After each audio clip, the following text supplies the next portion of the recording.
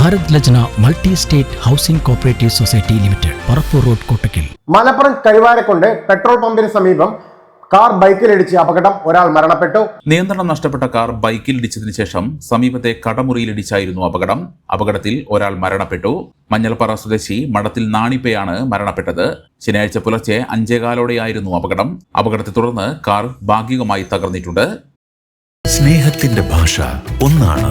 മംഗല്യപ്പട്ടിനെന്നും Zeenath silks and sarees, metro plaza, Tirur road, Kottakkal.